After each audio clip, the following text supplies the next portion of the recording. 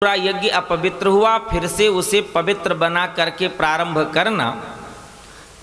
अच्छे कार्य को करने के लिए बहुत लंबे चौड़े समय और व्यवस्था की आवश्यकता है, लेकिन यदि संसार में किसी के लिए बुरा करना हो तो ना तो समय की आवश्यकता है ना बहुत कुछ करने की आवश्यकता है। अच्छे बनने के लिए बहुत कुछ आवश्यकता है। किसी भी जगह पर पानी को ऊंचाई पर ले जाने के लिए न जाने कितने यंत्र मशीन और कितनी व्यवस्था की आवश्यकता है, लेकिन ऊपर न जाए उसके लिए केवल कहीं एक जगह पाइप में छिद्र हो जाए तो पानी ऊपर नहीं जाएगा, सारी व्यवस्था बंद हो जाती है। ठीक ऐसे ही मनुष्य के जीवन की व्यवस्था है।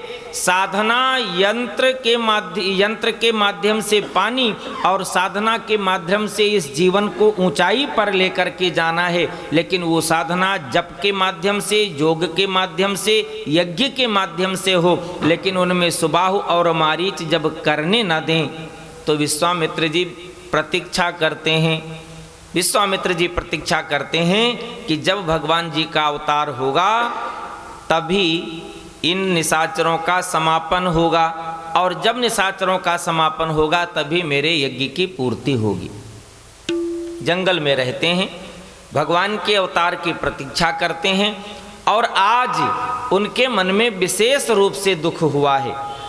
व्यवहार के दृष्टि से अंत के समय ही थकावट होती है, चाहे 5 किलोमीटर चलना हो, चाहे 10 किलोमीटर, चाहे 100 किलोमीटर, लेकिन जब यात्रा पूरी होने को आती है थकावट तभी होती है। भगवान की प्रतीक्षा में कितने हजार वर्षों से बैठे हैं, थकावट हुई नहीं, लेकिन भगवान जी का अवतार श्री धाम अयोध्या जी में हो गया है तो विश्वामित्र जी की स्थिति क्या है? गाधि तनय मन चिंता व्यापी, हरि बिनु मरहि न निशिचर पापी। गाधि तनय मन चिंता व्यापी, हरि बिनु मरहि न निशिचर पापी। भगवान के बिना ये पापी निशाचर मर नहीं सकते हैं। इसलिए आज महाराज गाधि तने कौन है? श्री विश्वामित्र जी महाराज हैं। इनके मन में चिंता हुआ, और वास्तव में संसार में लोग अपनी व्यवस्था के लिए चिंता करते हैं, और व्यक्ति जब अपनी ही व्यवस्था के लिए चिंता करता है तो उससे पूर्ण होने में समय लगता है। लेकिन जब परोपकार की भावना से दूसरे का कार्य सिद्ध हो इसलिए चिंता करोगे तो ऐसे कार्य को भगवान की कृपा से पूर्णता जल्दी मिलेगी, और या हम यूं कह लें वह कार्य धर्म और सत्य का स्वरूप होता है, इसलिए उसे स्वयं भगवान अपनी ओर से पूर्ण करा देते हैं। तो वास्तव में जैसे उनका नाम है विश्वामित्र, अपने कार्य के लिए कोई चिंता नहीं है, संपूर्ण विश्व का कार्य बन जाए, विश्व के मित्र बने हुए हैं, इसलिए उनका नाम विश्वामित्र है। जो पूरे विश्व का कार्य कर देना चाहता हो, पूरे विश्व को अपना मित्र मानता हो, पूरे विश्व का मित्र बन चुका हो, ऐसे विश्वामित्र जी महाराज के जीवन में चिंता व्याप जाती है। और वास्तव में चिंता, यदि संसार की किसी कामना के लिए चिंता है तो महापुरुषों ने अर्थ दूसरा बताया है, और यदि भगवान को पाने के लिए चिंता है तो अर्थ दूसरा बताया है। दो शब्द हैं, एक है चिंता और एक है चिता। चिता मुर्दे को जलाती है और चिंता जीवित व्यक्ति को जलाती है। चिता में केवल मुर्दा ही जलता है, लेकिन चिंता में न जाने कितने जीवित व्यक्ति जलते हैं। लेकिन वही चिंता बदल करके जब भगवान की करने लग जाओ तो फिर जलना नहीं होता है। वास्तव में जिस कारण से चिंता प्रारंभ होती वो कारण, वो निमित्त जल करके समाप्त हो जाता है। गोस्वामी जी ने बात बताई है, गाधि तने मन चिंता व्यापी। विश्वामित्र जी के मन में चिंता है, किस बात की? भगवान के बिना इन निशाचरों की मृत्यु होगी नहीं, और निशाचरों के मरे बिना यज्ञ की पूर्णता हो नहीं सकती है। इसलिए करूं क्या? इतने में विश्वामित्र जी को ध्यान आया कि वशिष्ठ जी महाराज ने जो बात बताई थी, जो समय दिया था, वो अवधि, वो समय की पूर्णता हो गई है। इसका अभिप्राय ये कि भगवान जी का अवतार श्रीधाम अयोध्या में हो चुका है। अब करना क्या है? निशाचरों को मारने का काम तो भगवान का अपना है, उसमें मुझे निमित्त बनना है। भगवान स्वयं अवतार लेकर के इसीलिए चले आए हैं कि जब जब हो ही धर्म कै हानि, बाढ़हि असुर अधम अभिमानी, तब तब प्रभु धरि विविध शरीरा, हरहि कृपा निधि सज्जन पीरा। भगवान जी अवतार लेकर आए ही हैं उनको मारने के लिए, अपने जनों को सुख देने के लिए, आनंद देने के लिए चले आए हैं। लेकिन मैं क्या करूं? तो विश्वामित्र जी ने विचार किया, एहू मिस देखहूं पद जाई, यही बहाना लेकर, यही निमित्त लेकर के क्यों न चला जाऊं और भगवान जी के कमलवत चरणों का दर्शन मिल जाएगा। और विश्वामित्र जी महाराज ऋषि मुनियों को ये कह करके कि लौट करके जब आऊँगा यज्ञ का प्रारंभ तब होगा। चले जाते हैं, जा करके श्रीधाम अयोध्या के किनारे सरजू जी में स्नान करते हैं। गोस्वामी जी ने बड़ा सुंदर सूत्र दिया है। अभी विश्वामित्र जी स्नान कर रहे थे, चक्रवर्ती सम्राट महाराज दशरथ जी को सूचना मिल जाती है कोई तपस्वी, कोई महान संत पधार गया है। महाराज दशरथ जी अकेले मिलने के लिए जाएं तो संत का सम्मान नहीं हो पाएगा, और संत के मिलने के लिए बहुत बड़ी बातें हमारे धर्म ग्रंथ कहते हैं। संत मिलन को जाइए तज माया अभिमान, ज्यों ज्यों पग आगे बढ़े कोटि हूँ यज्ञ समान। एक एक पग पर करोड़ों करोड़ों यज्ञ की पूर्णता होती है। आज चक्रवर्ती सम्राट महाराज दशरथ जी जानते हैं कि जिस दिन मेरे जीवन में एक दुख की सीमा पर पहुंच चुका था, उस समय संत के सानिध्य में जाने के बाद ही मुझे मेरे जीवन में मार्ग मिला है। इसलिए मैं एक कार्य की व्यवस्था करूं, अपने जीवन में हमेशा संत का सम्मान करूं। और वास्तव में मनुष्य के जीवन को प्राप्त करके एक एक महापुरुषों की वाणी हम आप सुने तो न जाने कितने महापुरुषों ने बहुत ऊंचाई पर पहुंचने के लिए जब बात कही है, तो नारायण कवि ने तो यहाँ तक कह दिया, संसार में सबसे मिलियो धाये, नारायण इस संसार में सबसे मिलियो धाये, ना जाने किस रूप में नारायण मिल जाए। तो महाराज विश्वामित्र जी के आगमन पर चक्रवर्ती सम्राट महाराज दशरथ जी जो वशिष्ठ जी के सानिध्य में रहते हैं, इतनी कृपा है गुरुदेव की, तो संत का सम्मान करना जानते हैं। गुरुदेव वशिष्ठ जी को लेकर के, संत समाज को लेकर के, विप्र समाज को लेकर के मिलने चले जाते हैं, भव्य स्वागत करते हैं। लेकर के राजमहल में आए हैं। विश्वामित्र जी का आज कितना स्वागत किया है, चरणों का प्रक्षालन किया है, आसन पर बैठाया, पूजा करी है, समस्त परिवार ने चरणों में वंदन किया है, विश्वामित्र जी को भोजन कराया, विश्राम करने लगे। और जब विश्वामित्र जी विश्राम करने लगे तो पूरे परिवार को तो देख ही रहे हैं, लेकिन राम जी पर दृष्टि पड़ी। दृष्टि पड़ते ही विश्वामित्र जी भूल गए कि मैं एक बाबा जी हूँ। विश्वामित्र जी भूल गए चक्रवर्ती सम्राट महाराज दशरथ जी के महल में लेटा हूँ, अपने स्थिति में नहीं रह गए। मानो महर्षि वाल्मीकि जी की वाणी सिद्ध होने लगी है कि सोई जानहि जेहि देहु जनाई, और जानत तुम ही होई जाई। आज भगवान को मानो पहचान गए हों, और पहचानने के बाद ऐसी स्थिति में हो गए हों कि वास्तव में अपने आप को भूल गए हों मैं कौन हूँ। और जब तक अपने आप को नहीं भूला जाएगा, जब तक संसार को नहीं भूला जाएगा, जब तक उस स्थिति में नहीं पहुँचा जा सकता है। भगवान जी का दर्शन किया है, राम देख मुनि देह विसारी, देह की स्थिति भूल गए। और जैसे देह की स्थिति भूल जाते हैं गुरुदेव विश्वामित्र जी, अब तो अपलक नेत्रों से राम जी का दर्शन करने लग गए। चक्रवर्ती सम्राट महाराज दशरथ जी को ये स्थिति देखी नहीं गई। चक्रवर्ती सम्राट महाराज दशरथ जी ने आज तो ये बात कह दी है, विश्वामित्र जी अपलक नेत्रों से राम को निहारते हैं, इनके मन में न जाने कौन से भाव हों।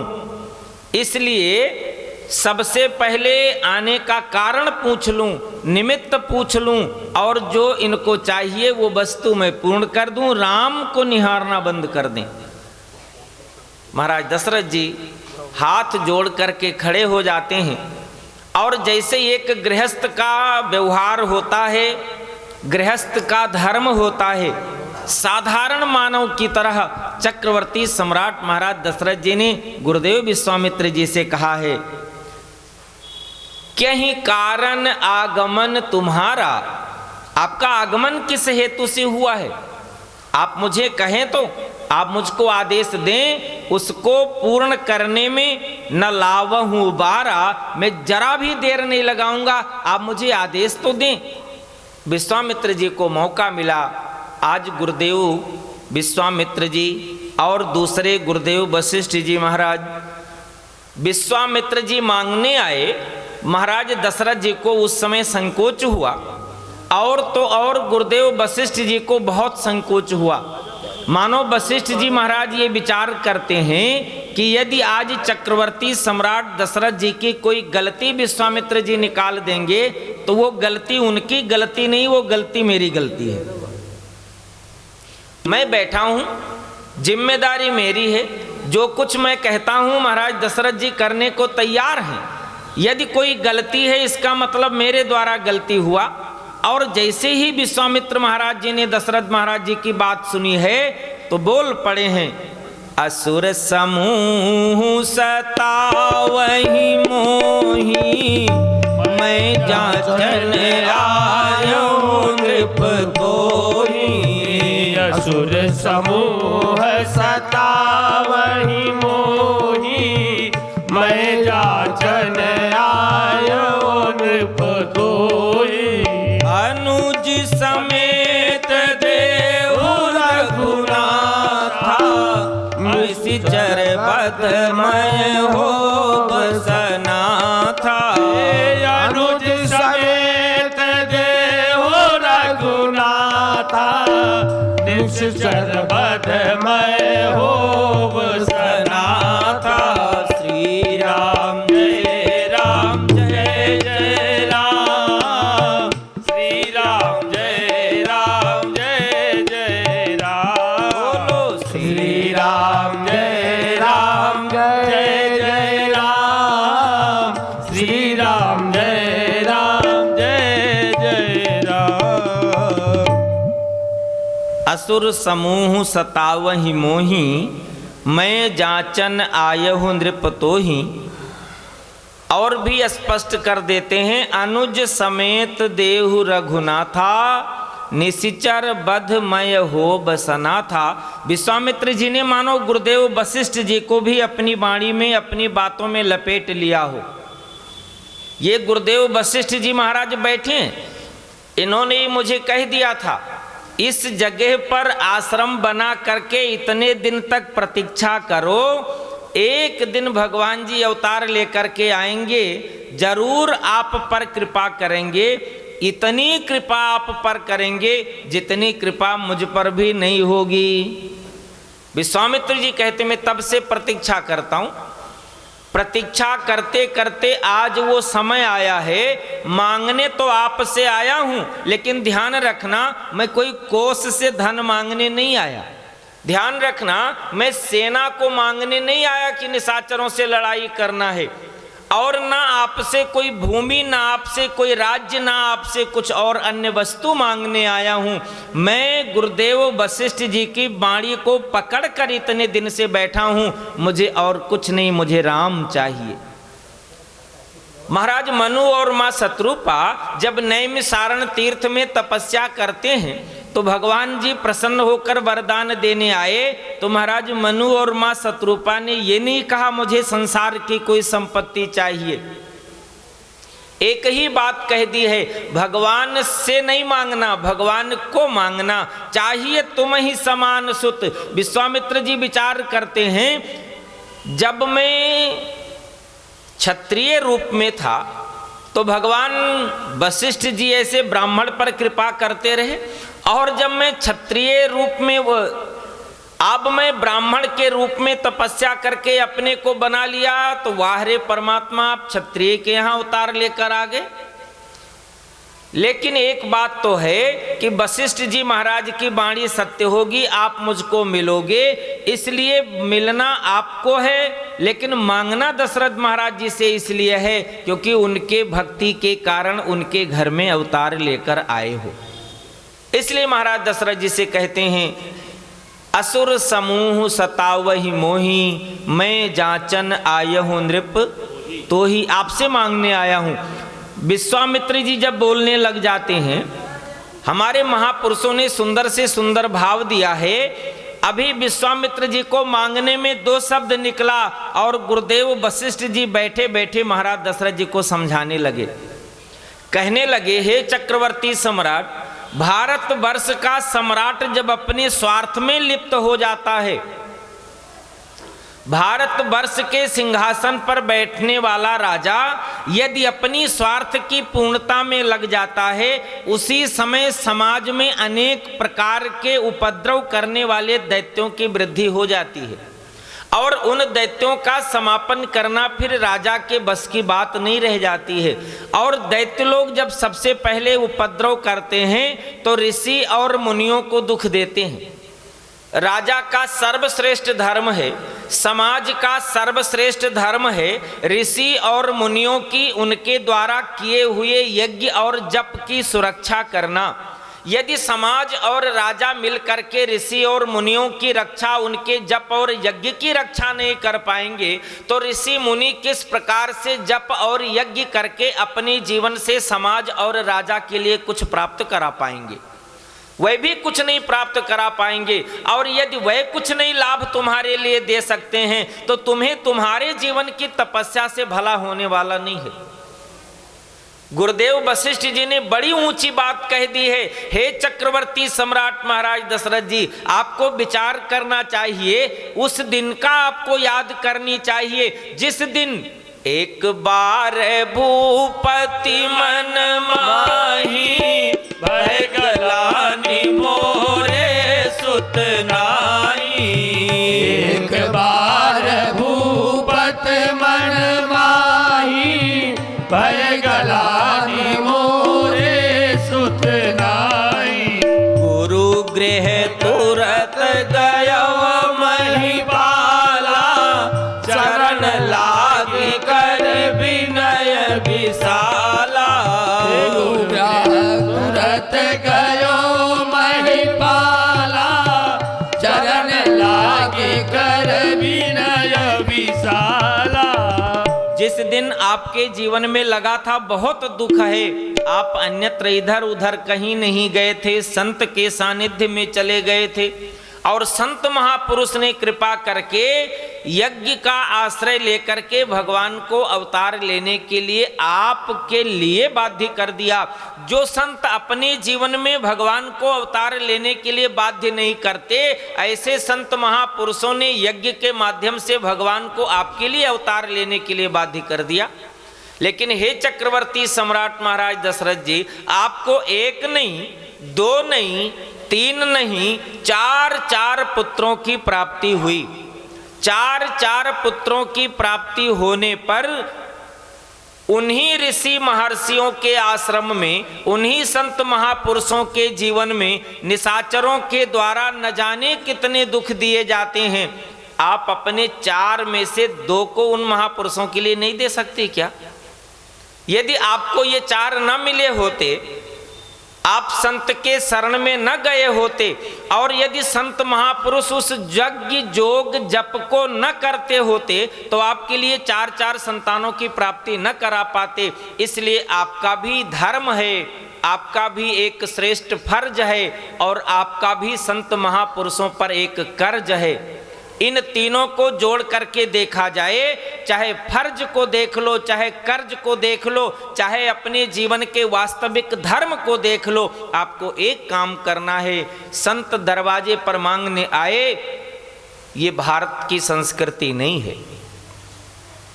भारत की संस्कृति है संत जहां रहता हो वहीं उसकी पूरी व्यवस्था राज्य की ओर से होनी चाहिए। ये तो इस कलिकाल की विडंबना है।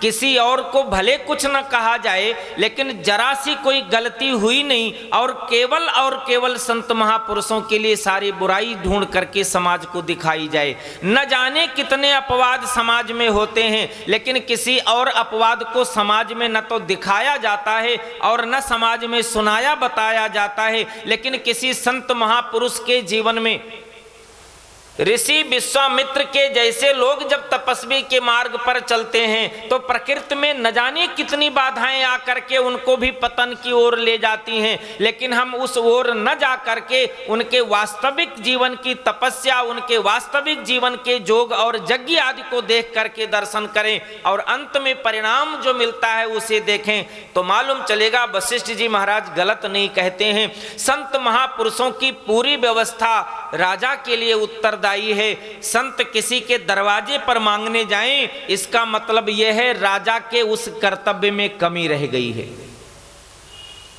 भागवत जी में कथा आती है, भगवान श्री कृष्ण के मित्र हैं श्री सुदामा जी। एक दृष्टि में सुदामा जी बड़े ही साधारण